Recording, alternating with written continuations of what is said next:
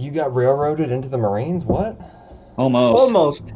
Almost. Tell me about I, it. s- I said no, thank you. So the thing is, since both my dad and granddad were U.S. citizens, and my granddad was in the U.S. Army World War II and shit, Yeah. I was offered a citizenship as a kid Nice. that I politely declined.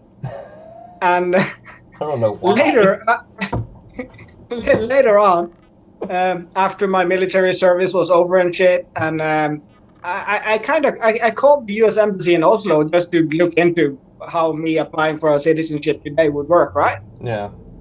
And the lady on the phone was nice enough. She answered a few questions, and a bit later, this the big envelope with a bunch of papers arrived in the mail about how I could apply to join the U.S. Marine Corps.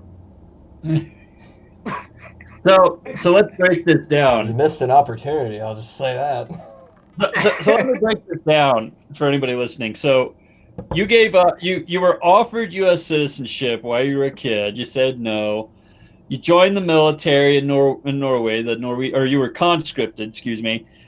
And you go through the military and you get out and you're like, you know what? I want to get my U.S. citizenship. So you ask the U.S. embassy if you can get that, and they tell you, fuck no, you can join the Marine Corps though.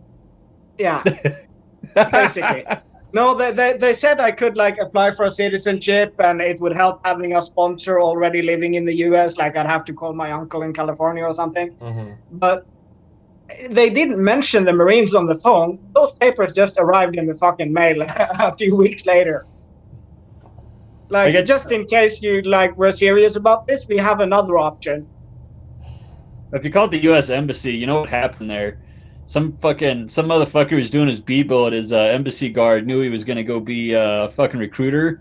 He's like, oh fuck yeah, I got one in the hat with this. He fucking sent you out a package. They also suggested I could apply for a job as a security guard at the U.S. embassy. That'd probably help out a lot actually. Yeah, that'd be dope. Just got to make friends with the Yeah. ambassador. Fuck, you're good, bro. Yeah. The hell's wrong with you? Yeah. You know, like you see those movies like Full Metal Jacket and shit, and you see how U.S. Marines get treated, and that's kind of nothing compared to what life as a conscript was in the 90s. You were absolutely fucking worthless. You chose this over 16 months in prison. You have no say. You are worthless. You open your fucking mouth at the wrong time, and everyone else does 50 push-ups while you're watching, and then you get beaten with a bar of soap afterwards. So I'm gonna say not to downplay anything that you just said, but I am gonna say that I have to date not seen a single documentary, a single movie, anything, anywhere that has really become anything close as to what I experienced. I'm sure that Danny experienced. Nobody's done it yet. Nobody. Actually, a good friend of mine, he's a U.S. Airborne Army Ranger or whatever, Yeah. and his dad was a lifer, a Marine career, Mm-hmm. and his kid joined the Army just because Marines get treated like fucking shit. Yeah, like literally, somebody told me once that Full Metal Jacket is like the closest one, and I remember I never saw Full Metal Jacket until I got in. And I think I watched it in Afghanistan, and I remember watching it thinking, "My God, I wish my drill instructor was that chill." Like, you They're know, not like that- it. Yeah, they. So it's the. So okay. So yes and no. Yes, it's the closest. I personally have seen boot camp portrayed on the big screen, but no, it doesn't do. I don't. And honestly, it doesn't do it justice. But I don't think any video, any movie, any documentary, anything like that can do it justice unless you're right fucking there getting your earball, you're getting your yeah, for your sure. fucking No, getting your eardrum absolutely. screened in. Yeah. My eardrum is still fucked up from a drill instructor screaming in it, like right next to it. It's still fucked up. Yeah. That wasn't the There's- artillery. That wasn't the machine guns. That was a fucking drill I instructor. mean, I think, eardrum. the scene, the donut scene, where the dude steals a donut and Arlie Army finds it in his footlocker. Yeah. I watched that scene, right, and I just remember thinking like that would have been so much more intense if like that was my boot. Yeah, Like if my drill instructors found a donut in somebody's shit, like holy shit. goddamn, like that. You talk about a bad fucking day. Like You would holy still shit. remember that. You would still remember that to this Yes. day. Yeah, you would. I mean, it's like the dudes that somebody that I served with told me there was a group of guys that used to go out at night and they would sneak over to the chow hall. I don't know why the fuck the fire watch let them go, but like it was like the guide and like the other four like lead people. My mind has done a brain fart, but yeah, those guys, they would like go to the chow hall at night and they would dig through the trash and they would like eat food out of the trash. Well, one night, and basically they would just tell the fire watch to go fuck themselves. And No, and that had never happened to us. yeah, right. Well, apparently, from what he said, his DIs were very. They actually gave them not privileges, but just like kind of command over recruits at times. And so he was kind of used to getting told to get fucked off, like getting fucked off by like the guide and so on. And so these guys would go to the chow hall at night, and one night one of the DIs walked in and of course was like, where the fuck are these guys? And so the guy told him like, the guide, blah, blah, blah, blah, blah, blah, blah. And then the next thing you know, you hear just screaming for fucking hours. And, like, they were running back. They ran back. And the fucking DIs caught him, and they fucking dragged him out to the sand pit and just fucking hours. Like, upon hours of fucking screaming. And it was night. Like, everybody was asleep. And he said that his whole watch, like, he couldn't even go to sleep because all he could hear is these guys fucking yelling and screaming. If any of the officers out of my company, regiment, whatever the fuck you call it, when I was in boot camp would have caught that shit, our senior drill instructor would have been. Yeah. If that shit would have happened. Yeah. Again, that was not my experience. That was told to me by somebody else that I served with. But even that right there, I just remember thinking, how stupid are you? I mean, it's like the guy. This is kind of old news now, but the guy that left the army boot camp to go back to fucking New Jersey. That guy, you know who I'm talking about? The guy that hijacked the bus? Yeah, the guy with the M4 on the bus. Yeah. It's like, how stupid are you? Like that? Yeah, why just not wait until next leave and then just run away? That's why the Marine Corps turns away the vast majority of motherfuckers that go into its fucking recruiting offices. Yeah, I guarantee you that. And they still get through. Like there's been at least 2 recruits that tried escaping off MCRD San Diego by running across the tarmac there at San Diego International Airport. There's been at least 2 that I'm aware of. We had a guy while I was there. He wasn't from my company, but I remember it happening because they had a talk with us about it.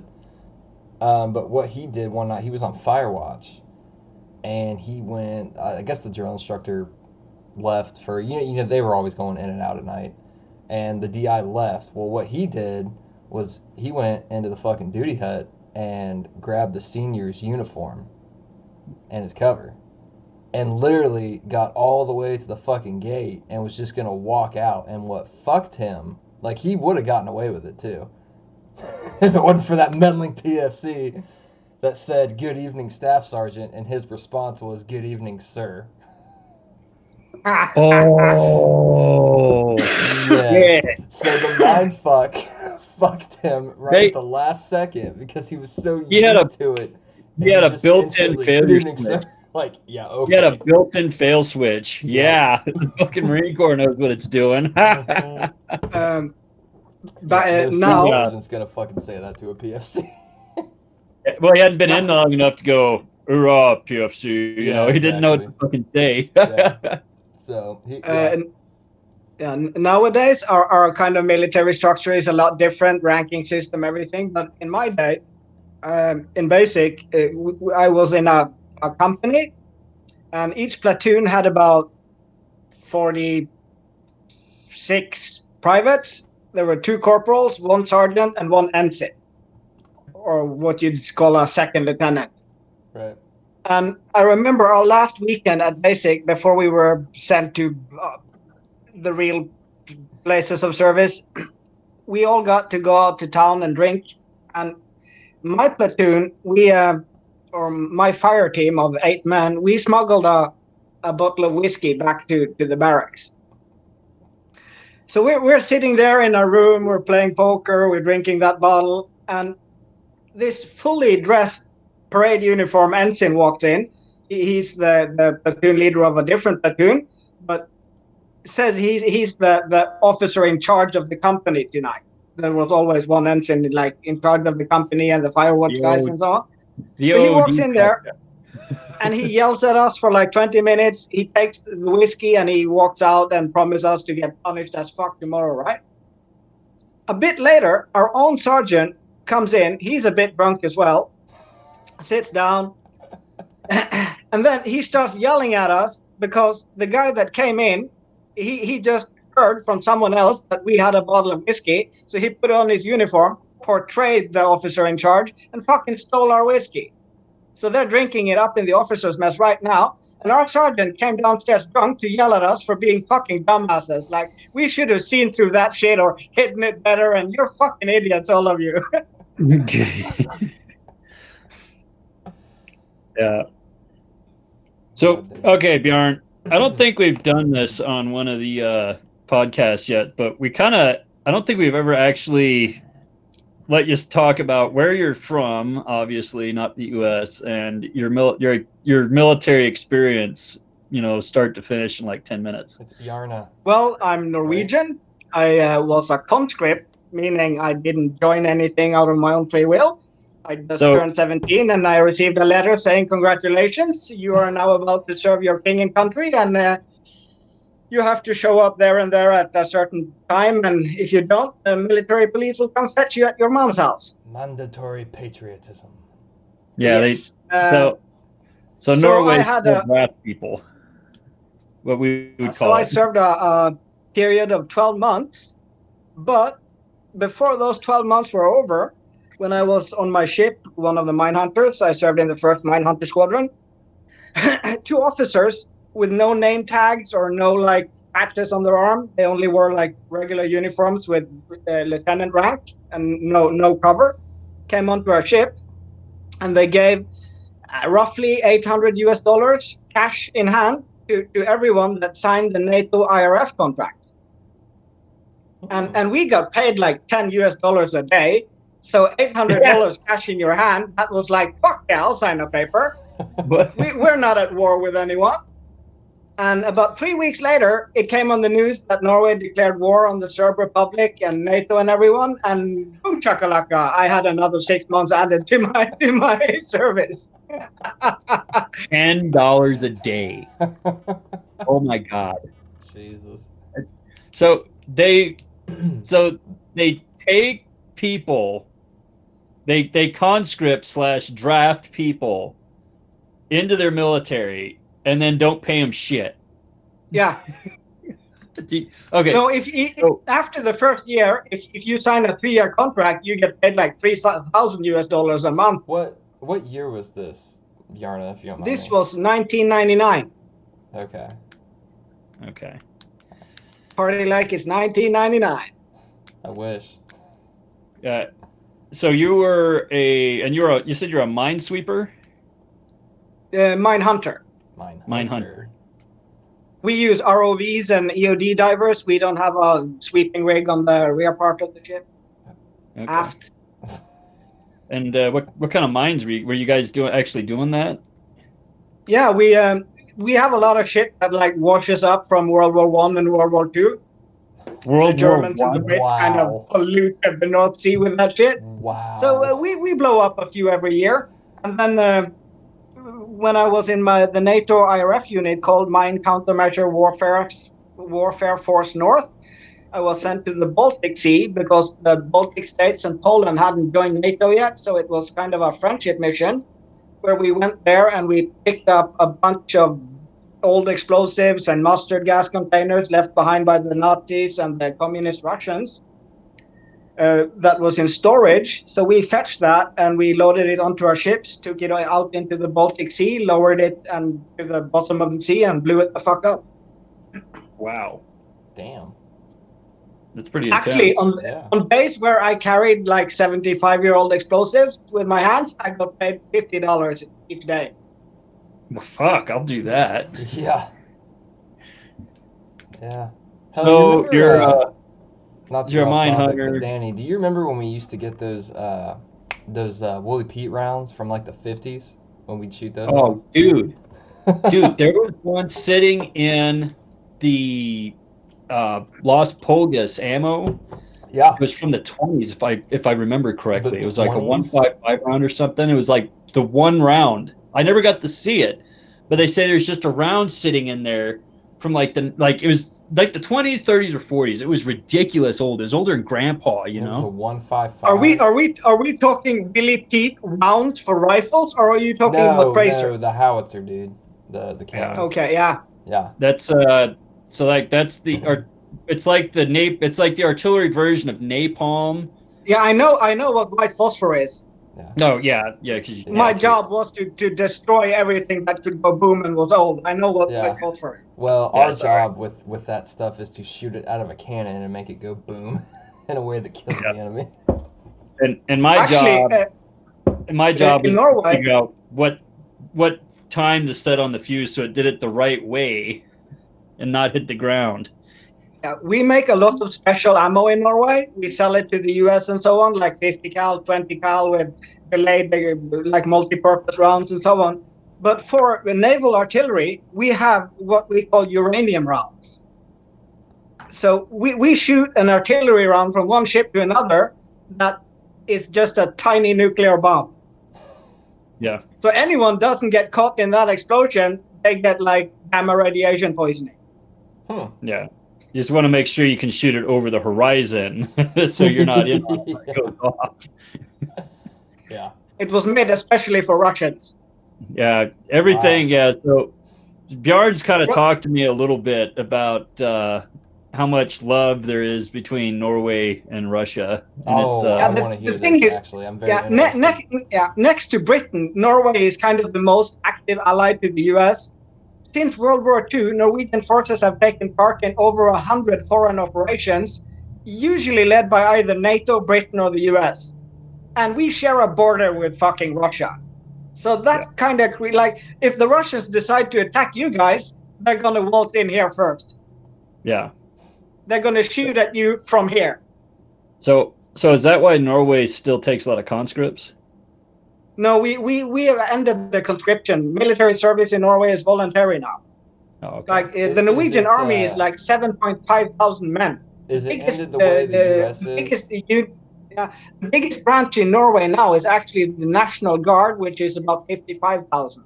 But when I was a kid, they churned about 120,000 conscripts through the system every year. Damn. So we used to have a standing army. Now we just have a few spoiled special forces brats with like handmade fucking sneakers.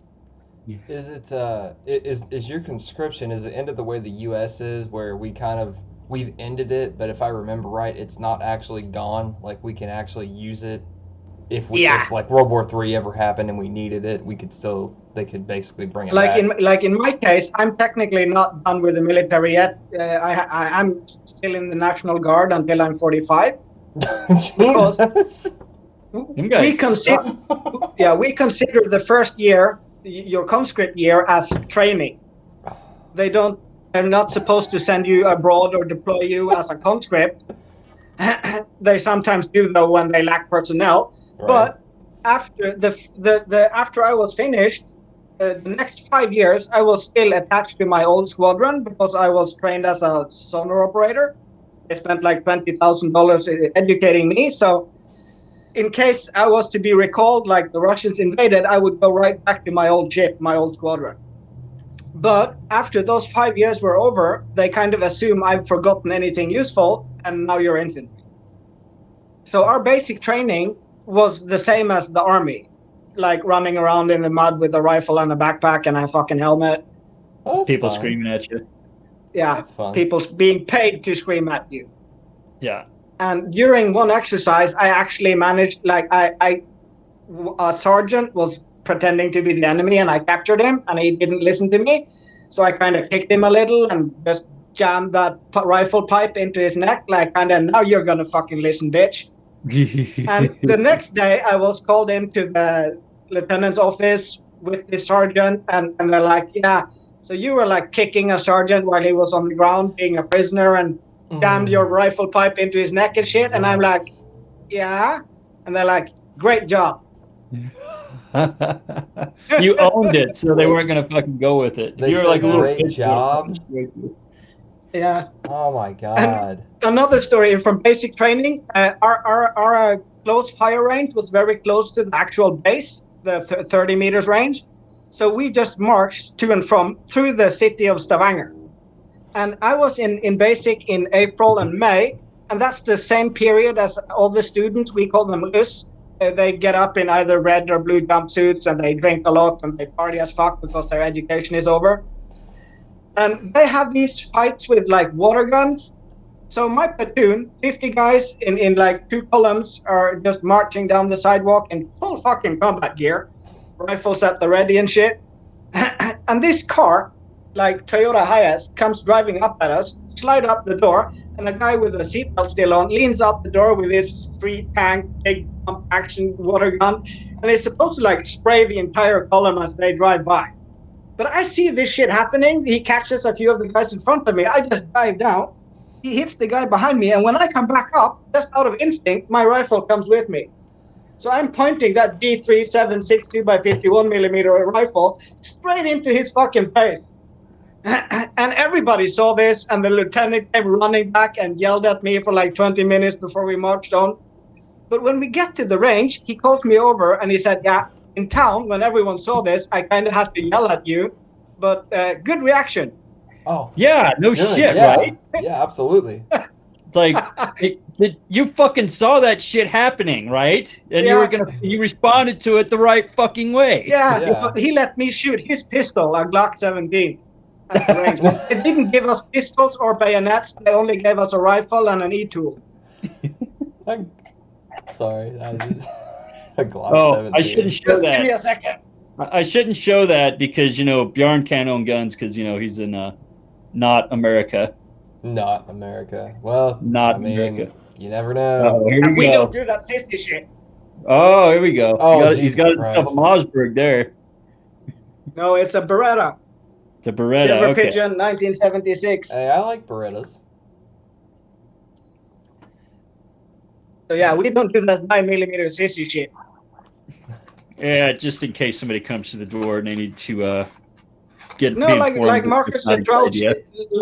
Luttrell said, you don't shoot a big man with a small caliber bullet. You shoot him with a fucking slug.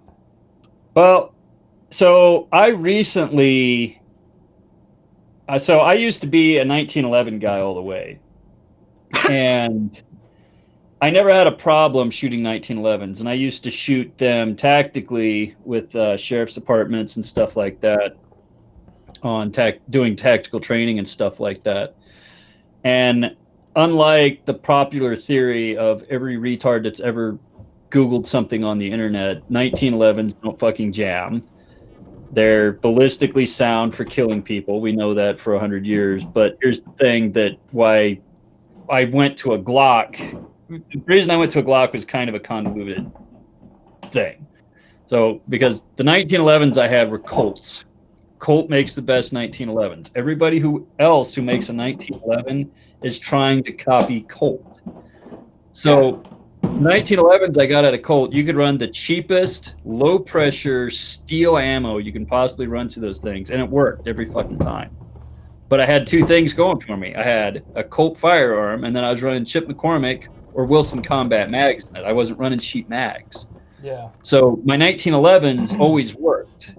So I go through a tactical course with a 1911, put several thousand rounds through that pipe in a day and not have a single freaking malfunction because I'm doing it the right way.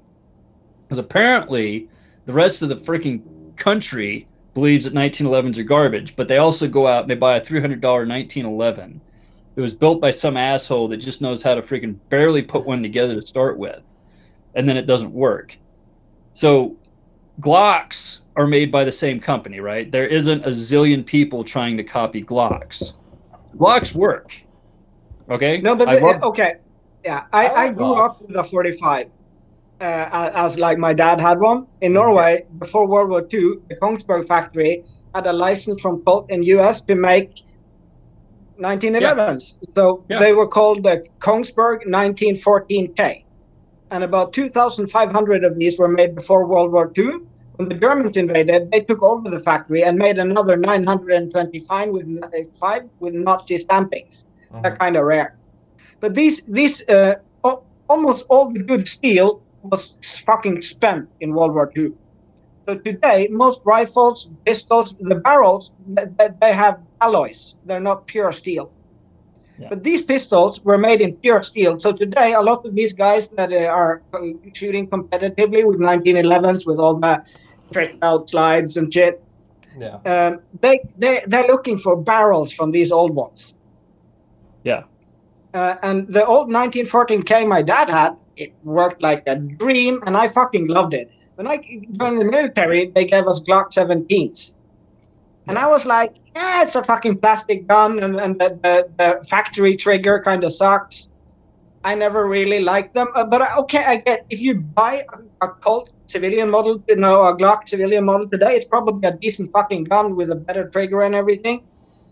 So I still prefer the 1911s, but it needs to be Colt or Kongsberg made. I don't do the Omega shit and so on. So, but that being said, whenever I see like these old Americans, like Sven Johnston, who, old recon Marine, but he swears to the 45s. Whenever he posts something about them, I'm like, oh, that's a weird looking Glock you got there, Gramps. Yeah. We that is just why I hate Kimber so fucking bad. Is Kimber, I believe, is the number one reason why the 1911 has a bad rep.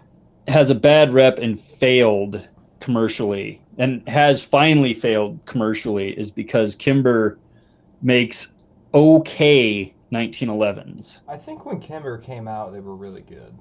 They were. I never knew anyone that had a Kimber when Kimber was like kind of early on. Like those early Kimbers, like everybody talked about how good they were. And even still today, I know people that have like the earlier model Kimbers that they're still using. But like I know my wife, she doesn't have a 1911, but it's like the 1911 style. It's called like the Kimber Micro, right? So it's like this big, right? So it's not very big. That's the Mustang. Yeah. Any of you ever shoot the Colt Combat Commander lightweight? Yeah. Yeah. But I mean, we've had 9mm problems with that thing. Say again. Who? What did you say, Haney? Huh? My wife has a Kimber Micro, so it's just like a little miniature 1911, right? She wanted it for a concealed carry, but the problem is that she's having nothing but problems with it. Like, so basically, what it'll do is you'll fire, and it'll fire, but the cycling is really bad on it. Like it either won't feed, or it'll feed but then it won't go back all the way. I've actually shot it before, and I actually cleaned the fuck out of it before I did this, and I shot it, and I watched. What ammo are you using? I'm going to use this as an example, but I watched, right? It went back, it fed, and then it slowly, literally just like that, went forward. Literally like that. So with Kimbers, you need to shoot them about 80 to 100 rounds before you trust them, before you can really say anything about them. The micros, I have no idea. The 9mm, stuff like that, I don't know. But the only thing I can tell you is when I have really bad problems with a reliable gun that I know the magazines are good and all that shit, it's usually because I'm running remanufactured ammo, armament and steel cased ammo, which both have a tendency to be incredibly low pressure. So you're not making as much velocity. You're not getting the impulse to get the freaking slide to work correctly. What I would try with her it's a 9 mil, right? It's a 380. Oh, it's a 380. Okay. Yeah, but the 380 ACP, isn't that just a 9 mil short? Okay, so Pretty in much. Europe, Yeah, you guys the 38 caliber is 9 millimeter. yeah. So in Europe, you guys call it 9 millimeter Kurtz, Yeah, the that's the US 380 APC. and we call it 380 over here. Yeah. So it's the same cartridge. Yeah. Yeah. So with that, here's what I would do. Deutschland, Deutschland über alles. Give me a second, I need a new beer. All right. So what I would try with that 380 is I would get a box of really high-end defense ammo and try that. Now, And out of see if- curiosity, I want to ask you because I literally one day I did a test. Now, mind you, I've put at this point, very annoyingly, probably about 700 rounds through this thing. Yeah. And I actually one day I did a test and I went around to every gun store in the county and the surrounding county, and I bought a box of every different type of ammo that I could find. Like, obviously, if I went to another county and they had the same shit, I wouldn't buy it. But like every different kind of ammo and I bought it, right? And then I went to the range and I fired it. Everything I shot had the same effect, and I would take it apart, I would clean it, I would do all the things, and Okay. And in that Put some more case, gunpowder in there. in that, Yeah. yeah. A little more gunpowder, yeah. Just yeah, three times. just throw it in there, and Just a dab. yeah. A little dab will do. But so It's like you've Mel Gibson ran from the Patriot. Yeah. But you've ran so I'm guessing you've ran defense ammo kind of like this stuff through there, Yes, right? I have ran that through it. Yes. Okay, so this is what you should do is probably get a hold of Kimber and tell him that you've tried at least a dozen different SKUs of ammo through it, and the fucking thing doesn't work, and they need to fix that shit. Yeah, so I did do that, and what they told me was, well, you bought it over a year ago, and so your warranty is not good anymore, so it's going to cost you like $200 because you got to pay for shipping, and you got to pay for us to look at it, and then depending on what's wrong with it, you're going to have to pay for that. And I was like, okay, fuck you, and I hung up. Yeah. Just give it to Kimber, Daniel's dad. He's the gun Jedi. Nah, he doesn't have a CC, or he doesn't have a federal firearms license, so he can't work on anything modern anymore. Well, I do gunsmithing work all the time, and I don't have a license. Well, I just don't there you tell go, the cop. Norway. Well, you know what? That's why I just stick with my my Beretta. I like Berettas. Some people don't. I don't care. I do. People like 1911s. People like Glocks. I like these. So. Actually, Yeah. okay. Zombie apocalypse. You put 3 guns on the table. One Colt 1911, one Glock 17, and one Beretta M9. I'm gonna pick up the 1911. Yeah, 1911. I don't blame you. It just feels right in my hand. It has the right sound when you shoot it. Mm-hmm. Motherfuckers die when you hit them. See, that's the same way I feel about that thing. That's exactly how I feel. Now, granted, I've never shot a 1911, so I can't speak for it, and that's exactly why I wouldn't pick it. Oh my god. Isn't I that just kind of haven't. un-American? Nobody I know has one. Everybody around here where I live that is is the most Glock. un-American thing I have ever heard in my life. And we Everybody cannot be around friends here anymore. is Glock. Everyone has a Glock except me. I have Beretta. I'm like the outsider here because like nobody has Beretta. Nobody has a fucking. I mean, I'm sure there's people that have 1911s, but like literally all you see when people go to the gun stores, they ask for Glocks. When you see them buying pistols, they're buying Glocks. When you see them at the range, they have Glocks. Like it's all Glock.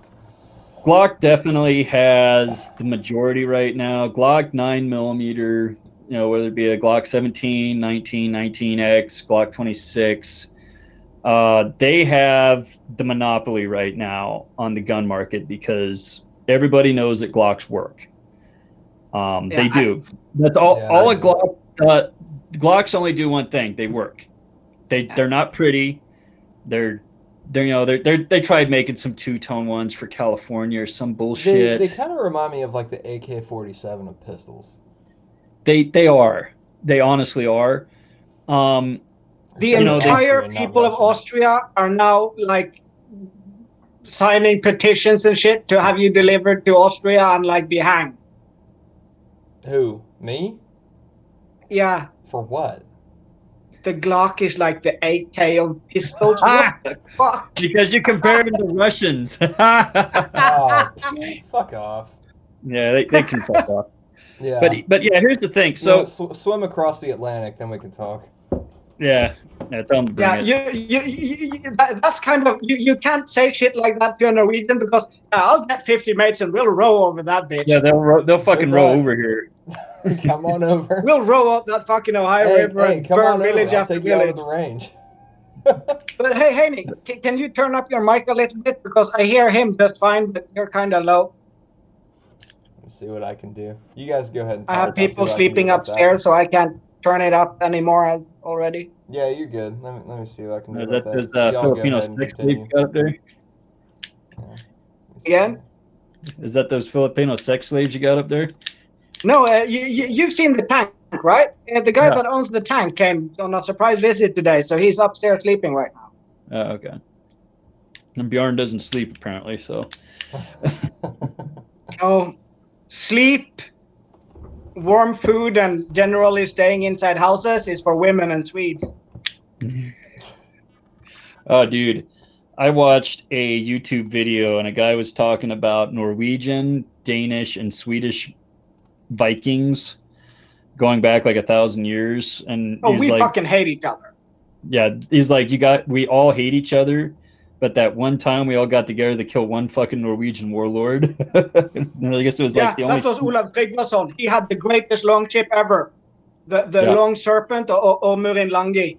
He single-handedly, like the Danes and the Swedes with an army of Scottish mercenaries, they banded together to fight this one warlord because that's how powerful he was, right? And Yeah. the Danes refused to take part in the fight unless the Swedes came along, and the Swedes refused to fight unless the Danes came along. And also the Jomsvikings Vikings from Poland, Danish Vikings in Poland, that they invaded the castle of Jomsborg and colonized it. All of them kind of attacked him and his fleet at once. And they managed to kill him. But a 15-year-old farm boy of non-royal lineage called Einar Tambarskjalva,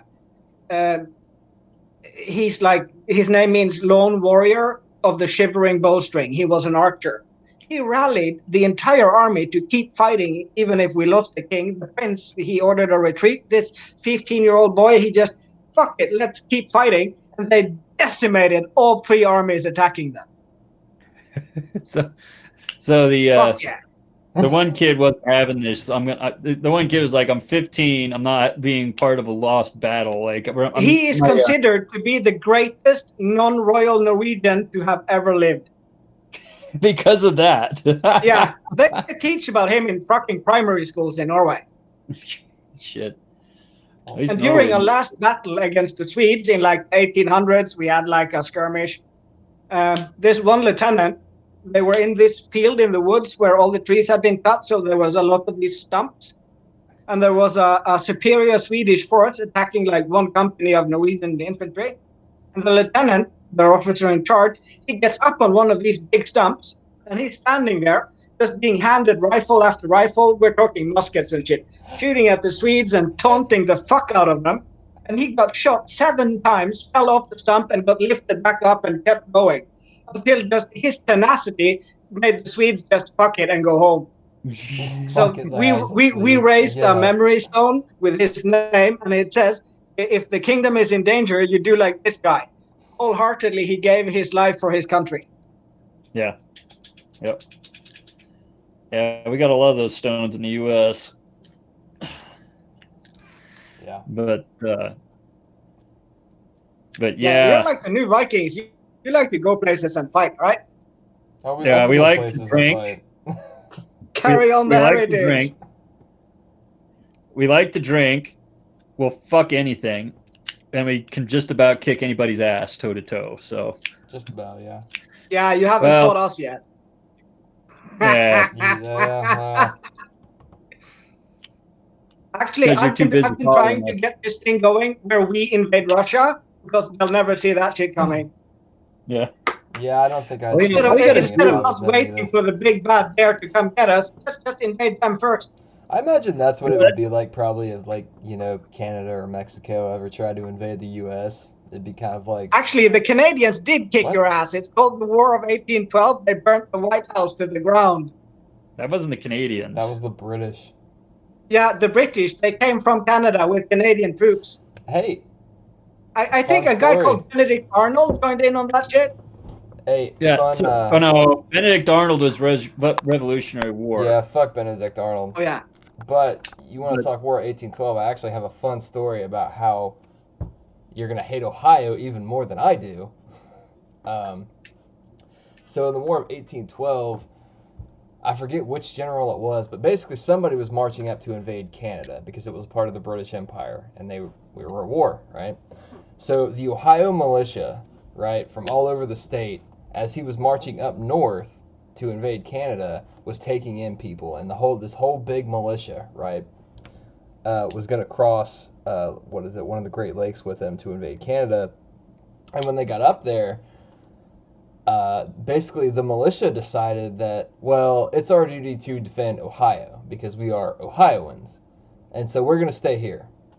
And so then, he thought he was going to have to invade Canada. He was going to get to invade Canada with like this big force, and instead the majority of the army that he thought he was going to have didn't go into Canada with him. And so, were it not for the goddamn Ohio National Guard militia, whatever the fuck you want to call them, we probably would own Canada right now. But we don't. Thanks, Ohio. You suck. Yeah. Yeah, there's Hey, the it's never invasion too of late. Canada. Ugh. Well, here's the thing. If Who's going to stop you you? The consider- Mounties? Who? Well, yeah, well, the Canadians have one warship in their navy, and I don't think they know that they have it. Do you guys? They have Did a you navy? know that Canada? Did you know that Canada and Denmark are at war with each other? Yeah, there's an island that they go and piss on or something like that every year. No, or no, something. no. There's an island they've been. Canada and Denmark are officially in a state of war with each other over an island, right? So once a year, Canadian Marines sail to this island. They go ashore and they place a big case of Canadian whiskey there. So Danish Navy sailors will then come afterwards and fetch the whiskey and replace it with a case of Danish schnapps. So the Canadians drink the schnapps, the Danes drink the whiskey, and that's all the fighting there is. That's the war between Canada and Denmark. Why can't we fucking do that? I want to do that. And Where do I sign and up? Norway, actually, we own. Somebody would bitch, and some politician would totally go along with it. That's why. And would Norway bitch? actually owns a piece of mainland Canada because they traded it with us for a piece of the North Pole. Look, I'm not complaining about most of what we do, but that would still be a fun war to fight, I think. Just rotate Yeah. the Marine units through there, like, yeah, we're gonna go pick up the schnapps this time, guys. But Well, you have a similar thing going with Norway because every year we have an exchange between the Minnesota National Guard at Camp Ripley and the Norwegian National Guard of my district. So they send people over, and we also have a lot of Marines here. They used to just come every winter for the exercises, but now we have Marines here permanently at some of our bases. And we also have the storage units for all the U.S. Marine Corps gear for if you have to go to Europe for war, you're not going to bring tanks and shit from the U.S. You already have them in these big mountain holes in Norway. What do You just mean? roll We them don't have out and- tanks. So I can send you videos of U.S. Marines driving Abrams on ice, being taught by Norwegians how to drive tanks on ice. Yeah. We have the German Leopard 2 tanks. I heard those are badass. Yeah. I think they have like 105s. Yeah, I think most of the main tanks right now are running 105s, but either smoothbore or rifle. But I think most of NATO is smoothbore now, or Yeah. they can still run the same ammo even if they're not. But They're kind of an unpopular country, but Israel is supposed to have a really badass tank. I can't remember. Yeah, what it's called, Merkava. The Merkava, that's Yeah. a decent that's fucking it, tank. That's it. Yeah, and It's supposed to be and it's fucking got awesome. dreads. Actually, my ship, the HNOMS Kalmay, was at the arms thingy, like big international arms display weapon show for militaries in Abu Dhabi in 94, 95. And there they displayed the brand new, at the time, Merkava tanks, and they're fucking badass. Yeah, Israelis. It's kind of weird. I have to fiddle with stuff sometimes when I think, and I'm actually holding an Israeli Lula right now. But well, one thing you should know: Norwegian veterans have very mixed opinions when it comes to Israel, because we had troops in Lebanon for 30 years, from 68 until 98. I don't even get into that, honestly. That's the way I see it. Is no, but in Lebanon, business, there were like 7 different guerrillas, some fighting for the Israelis, some fighting for the Lebanese, some just guerrilla shit, terrorist shit. Yeah. Yeah. And the Israelis would constantly be becoming. About it is I get kind of both sides. You know, like I get where the one side is coming from, but I also get that like if Canada was shelling us with missiles, I would fully expect us to be like, "Oh, really? You want to play?" Yeah, but now you know what I now mean? you're talking about Palestine. Yeah. That's just a make-believe country, Well, Lebanon, the country of Lebanon was Palestine didn't exist until Israel popped up. So So the thing is, we had troops in the country of Lebanon for 30 years, keeping them and the Israelis apart. Well, regardless, so I try to stay out of that. But So at several points, the IDF would attack Norwegian UN troops. Oh, really? Because they were just rolling over the border into Lebanon and just doing whatever the fuck they wanted. But when Norwegians just stopped them, and we taught them to fear the Carl Gustav 84mm recoilless cannon. Yeah. And at one point, they tried to. We had trenches with infantry in it. They tried to just roll over us with bulldozers, but we held our stand. So Norwegian veterans today are either very pro-Israel or very against Israel. It's like 50-50. Well, with that, I need to end it because I have some duties that I have to attend to downstairs. So save your thoughts for next time. And for anybody that watches this, we will see you next time. Say hi to everyone following your OnlyFans account. I will. Thank you. Yeah, I need to get the numbers up on that. Alrighty, take it easy. Later. You hanging around, Daniel?